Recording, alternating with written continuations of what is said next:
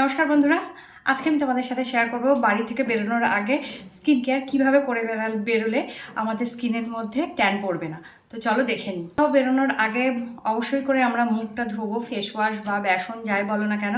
আমি অনেকগুলো ইতিমধ্যে ফেস প্যাক দেখিয়েছি, সেইগুলো দিয়েও তোমরা মুখটা ধুয়ে নিতে পারো। তারপর দেবো একটু টোনার।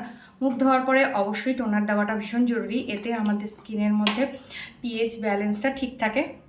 তোমরা হাতে করে নিয়েও দিতে পারো কিংবা তুলোতে করে নিয়েও কিন্তু টোনারটা দিতে পারো।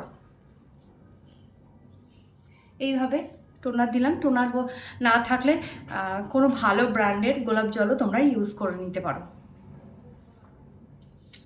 একটু বাকি থাকলে আমি একটু হাতে লাগিয়ে নিচ্ছি। তারপর এটাকে একটু শুকোতে দিতে হবে। আমার স্কিন টোনারটাকে অ্যাবজর্ব করে নিয়েছে। অ্যাবজর্ব করার পরে আমি দেবো একটা যে কোনো ভালো ব্র্যান্ডের সানস্ক্রিন। এটা হচ্ছে SPF 50। আমাদের দেশে বিশেষ করে ভারতে বা বাংলাদেশে যে পরিমাণে রোদ্দুর পড়ে বা গরম পড়ে, সেক্ষেত্রে কিন্তু 50-র নিচে দিলে স্কিনের খুব বেশি উপকার হবে না। তো চেষ্টা করবে অন্তত 50++ একটা যে কোনো ভালো ব্র্যান্ডের, অবশ্যই ভালো ব্র্যান্ডের হতে হবে সানস্ক্রিন লাগাতে। আমি বেশ খানিকটা নেব,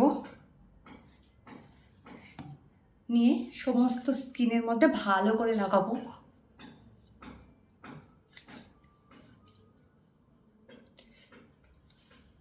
সাথে আমি একটু গলায়, যেহেতু এখন ফ্যান বন্ধ আছে আমি আর ঘামছি, সেই জন্য একটু তেল তেল লাগছে।